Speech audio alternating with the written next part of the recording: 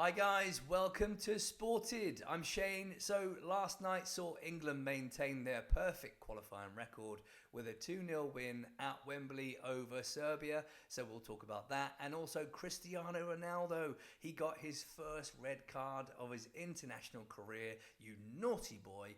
So we'll talk about that as well. But first, let's dive into the England game. And I just want to read an article here from Sky Sports. And it says, Thomas Tuchel said he liked England's intense, tight 2-0 win over Serbia, and the game may prove to be an important 90 minutes as he shapes his plans for the World Cup. The qualifier didn't exactly grip the supporters inside Wembley, however, with the lack of away supporters not aiding the atmosphere. Allegedly, about 20 fans turned up in the designated area. Not cool, but on the pitch there were further signals of how Tuchel's England will look at next summer's World Cup. Still though, the question remains, who is England's number 10? Now, we'll continue. So there was a surprise on the team sheet. Well, kind of a surprise, but I wasn't actually, with Morgan Rogers retaining his place at number 10 despite the return of Jude Bellingham and Phil Foden to the England squad. The Aston Villa ace injected impetus to a slow starting England and clearly carries favour with Tuchel off the back of repeated eye-catching performances in the role this autumn. This wasn't, however, his most impactful display. Bellingham replaced him after an hour and looked like a man with a point to prove. There were some errors in his play as well, but as Serbia searched for the goal they needed for their own World Cup qualification prospects, space opened up for the Real Madrid star and he played a part in a flurry of late chances. He finished with a more impressive highlight reel from the night, no doubt. So, let's discuss it.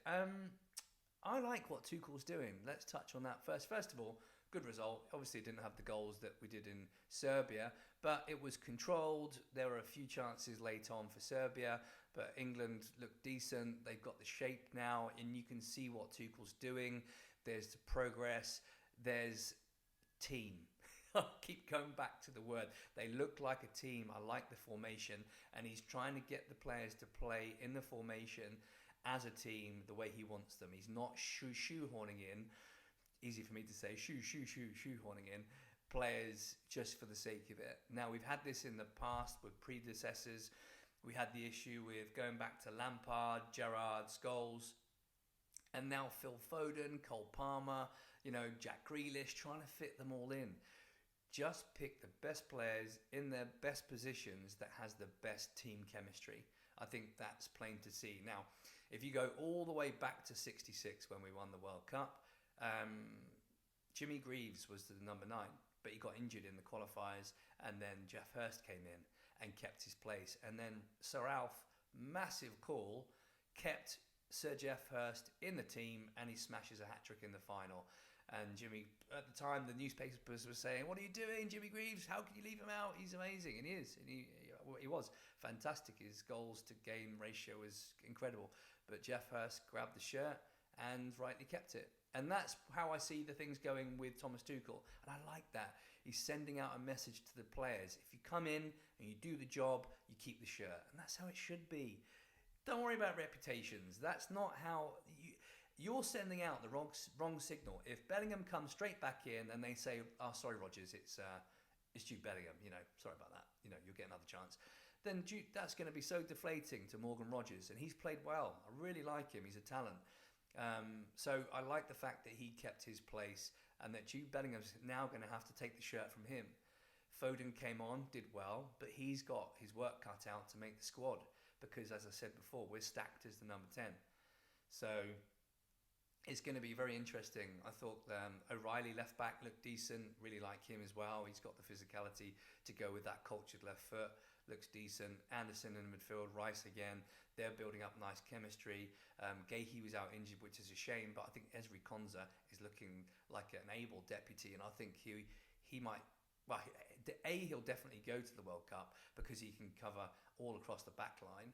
And B, he's got a nice chemistry going now with Gahey and Stones. Should Stones not be fit, let's hope he does because he's quality. And Reece James looks like he's got past most of his injuries. Touch wood, because he's a talent at right back. I really like Reece James. He's the complete right back package. Just needs to stay fit. And Pickford is Pickford. He's never let the team down. And again, Kane didn't get a goal last night, but quality again. His passing, he's now turned into some kind of quarterback, slinging crosses and passes and pinging the pass left foot, right foot, all over the pitch, sliding tackles. He's everywhere. He's turning into a kind of Wayne Rooney in the twilight of his career, and it's good to see. Why not? If you've got that in your locker and it's aiding the team, why not? I just hope that he doesn't start dropping back to the detriment of his goal threat. So that's something Tuchel will have to keep an eye on. But again, encouraging, very encouraging, and I agree what Tuchel's doing. I think most people are now on board with him. He's slowly winning over the people. I think his interviews are excellent. He's an intelligent, articulate man, and he speaks sense. So let's see.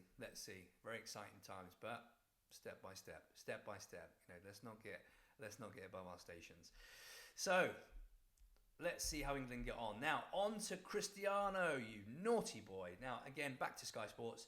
Republic of Ireland boss says he may have got into Cristiano Ronaldo's head after he received a red card, which could rule him out of Portugal's first 2 World Cup group games during Thursday's qualifier in Dublin. The 40-year-old was dismissed in the second half for elbowing defender Dara O'Shea, with his side already trailing 2-0 at the Aviva Stadium, a day after Helgrimsson had urged Swedish match official Glyn Neuberg not to allow him to referee the game.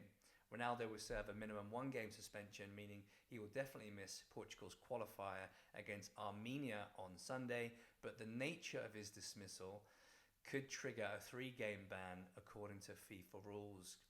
One of those, wasn't it? The elbow. Petulant. Stupid. He should know better. Ronaldo spoke to Icelander Helgrimsson pointedly as he made his way off the pitch. Asked afterwards what he said. He complimented me for putting pressure on the referee, said Helgrimsson. Funny. Oh, Ronaldo, what are you doing? I mean, yeah, he shouldn't be doing that, should he? You would expect better from him. He's the model pro normally, and it's out of character for him, but shows that it was desperation. He's, that will to win's never gonna die in him, is it? He wants to win every single game, and he's a bad loser. A lot of the top stars are. So, yeah, he could pay the price and potentially miss 2 games in the World Cup, which is a shame, but we'll see. Hopefully it's just one. But there you go. So what do you think? Do you think Tuchel was right to keep Rodgers as number 10? Would you put Bellingham back in? Has Foden now done enough to make the squad?